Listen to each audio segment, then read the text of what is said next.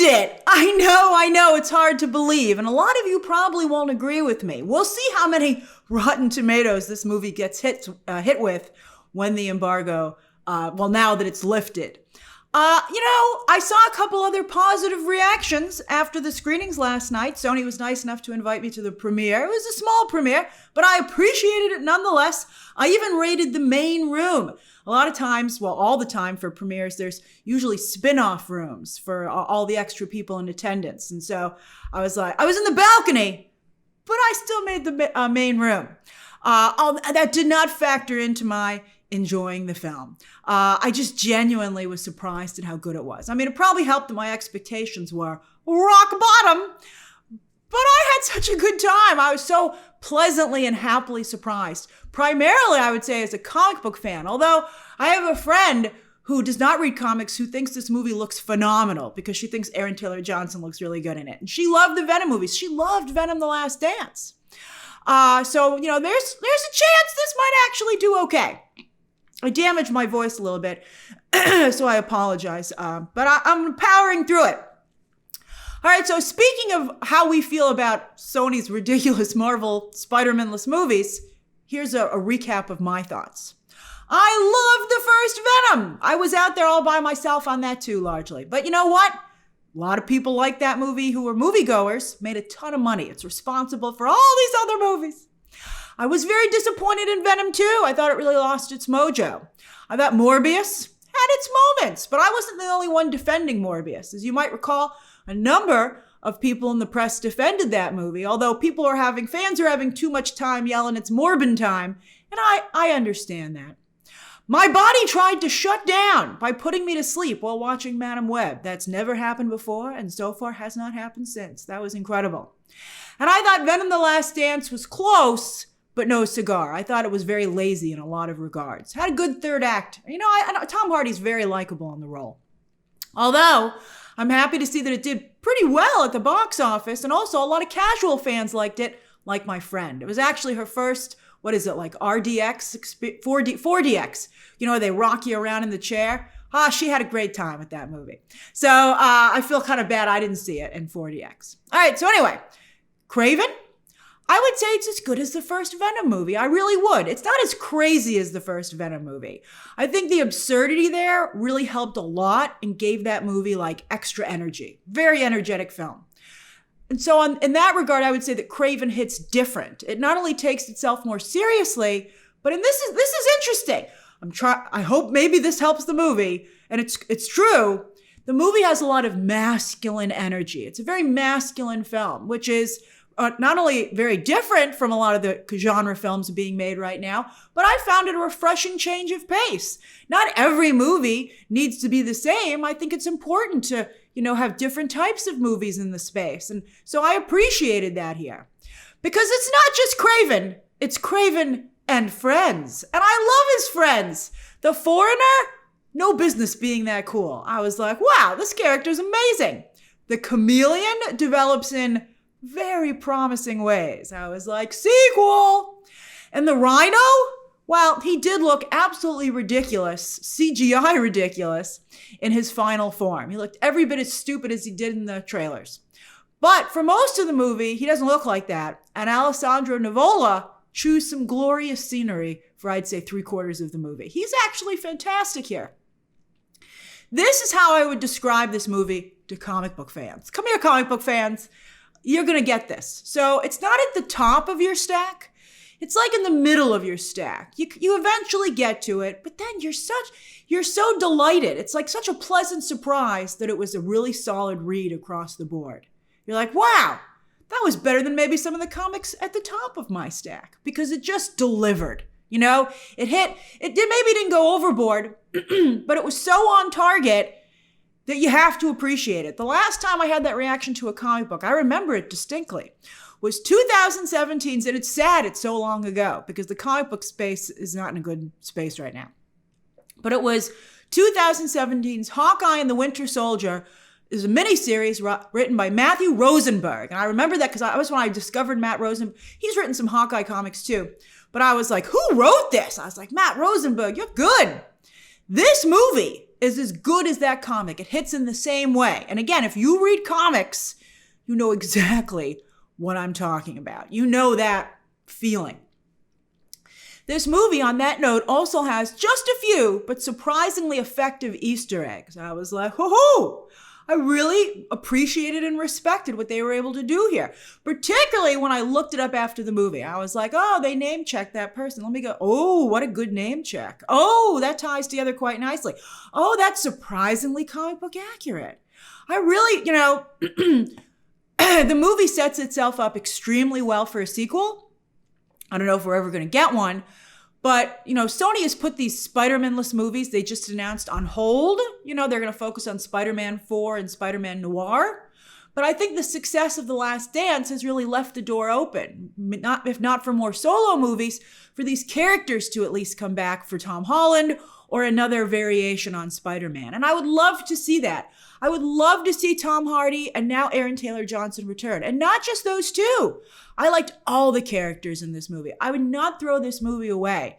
I really think there's something here. I thought it was just, I know you might be like, saying a movie is so solid is not like great, but it is, particularly today and particularly in this space. This movie is just so solid. It's just, it just really delivered for me as a comic book fan. And I hope for casuals too, because Aaron Taylor Johnson is working it. He looks, well, let's just say he looks great here. The movie has an animal theme across the board, which might seem ridiculous and seemed ridiculous to some of the people in my audience. But at one point, there's a line of dialogue where a character puts forward the theory that we all have an animal inside of us. And I was like, oh, then that makes it kind of work. I mean, look, as I said again, I was at the premiere. A small premiere, but it was still the premiere. The cast was in attendance, the director, and that didn't keep some people from laughing at the movie. Maybe it was just in the balcony where the press was. I don't know if it trickled down to where the top of the line talent and the below the line talent was down below. But people laughed. People, not just snickering either, straight up laughed. Not just at the comic book elements of the movie, but, you're seeing a comic book movie called Kraven the Hunter. Come on. But it was also, like at the seriousness with which J.C. Chandor approached the material. Now, on the first point, I just want to say you are seeing a comic book movie. So you don't have to love it. Not everyone's going to enjoy it as much as I did. But I would hope that you at least give every movie that you see a chance. If you're not even going to be open to giving it a chance, just don't go see it. Because it kind of sucks for everybody else who's kind of enjoying it that you're sitting there laughing at it. It's a thin line. Sometimes movies are laughably bad. But so it's hard and everybody has their own opinion on, it's a little bit like, I don't know, singing in the theater for a musical. But I just think it's wrong. I felt bad because I was like, man, come on, what do you want from this movie? They're trying. I think they're succeeding. Come on, man, that's not cool. And then as for J.C. Chandor taking the movie so seriously, I appreciated it. I thought he did a fantastic job. Some of these shots, mwah! Like there's this one scene where, Kraven's bloody hand as a teenager is over the grass, the savanna grass. And that's all I'll say. People laughed at that shot. I liked it. I mean, there's some other beautiful wide shots, and I'm like, that's very nice. I just appreciated that J.C. Chandor didn't phone it in or didn't take it seriously or was disparaging because of the source material. He wanted to make the best movie that he could, and I really thought that was great. And I think that he succeeded. I think this movie is much better than you would ever expect it to be. And a lot of that has to do with J.C. Chandor, although we're going to talk about the script at the end of this review. So Kraven here is reimagined as a hunter of people, but not just any people. He hunts human predators. Just like most hunters, human hunters tend to hunt animal predators. Oh, what an evolution of the character. I loved it. Also, thanks to Calypso, just like in the comics she heightens his abilities, here he has the abilities of multiple types of animals. That makes for some really cool action sequences. Now, some people have been, tweeting me saying, does it rip off Catman? There are whispers that the movie rips off DC's Catman. I'm like, no, it rips off DC's Vixen. And I gotta say, and yes, once again, Marvel beats DC to the punch. I'm like, they did it first and yet again. But this power set, again, in my opinion, translates surprisingly well to live action. I've long wanted to see Vixen elevated to live action, but I had wondered how cinematic her power would be. It's very cinematic. It looks great. She has a thing where she touches her necklace and the spirit of the animal materializes around her. That could look great. Here, Kraven doesn't do that, but when his eyes glow gold in the dark, I was like, you should take that, Vixen, because that looked really great. I think they should have used it more, to be honest with you, because it was really cool. Loved it. So we have a proof of concept. Vixen would work in live action, and they should still do it, especially because it looks like not a lot of people are going to see this movie. We'll see, but I'm like really impressed. Aaron Taylor Johnson, I'm on board the train. Toot toot, baby. I'm starting to see what the head of Sony sees in him. The head of Sony, who apparently never heard of Aaron Taylor Johnson before, and all the flops that he's had, is like, that man's a movie star, after he saw him in the rushes for Bullet Train. And that's how he got Kraven. And he's also in the upcoming 28 Years Later. But I got all from Sony.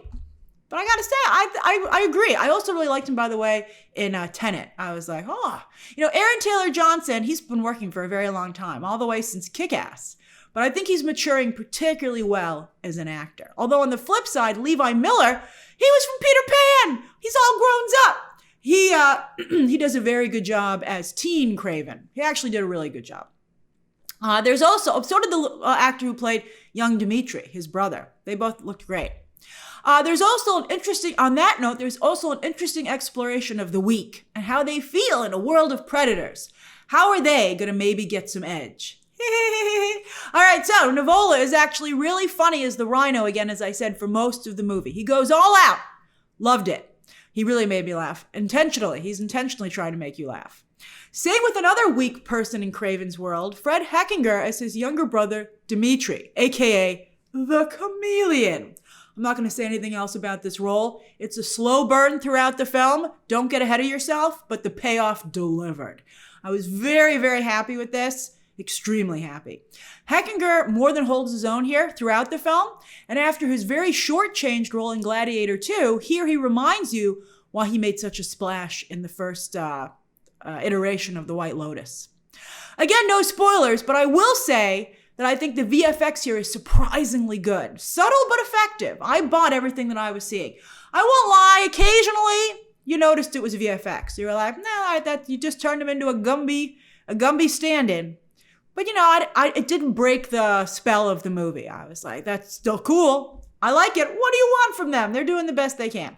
Also, speaking of contrasts, Christopher Abbott is actually phenomenal casting as the Foreigner. Oh my goodness. He is the physical opposite of Kraven. He is lean and sleek, but just as deadly. I'm not going to say anything else here as well, but I loved what they did with this character. This was an amazing version of the character, and I've never seen Abbott hit this hard in a role. I really liked this character a lot. And of course, Mr. Russell Crowe, speaking of Gladiator. He's chewing the most scenery of anyone here. But I think it works, He's almost like a human lion. And I only got that when I was doing my notes, but I think that's very cool. I think that's a very cool choice. Very cool creatively. This incredibly powerful force in Kraven's life, a shadow that Kraven just can't escape. And the thick Russian accent that Russell Crowe pours on here, I think actually works in really establishing the Kraven mythology. As much as Kraven might protest, he is very much like his father. And I thought that was great. There's just one female character in the movie, Ariana DeBose as Calypso. It's a small role, very old school when it comes to female roles in this type of film. Again, I don't mind that, as long as we switch it up now and then. But, I thought it worked. And DeBose not only does a great job, but she looks fantastic. You know what I got a kick out of? With her styling, she reminded me so much of some kind of like, at this point, old school comic book artists. She reminded me of the work of Jim Lee, Frank Miller, John Romita Jr., and you know who else?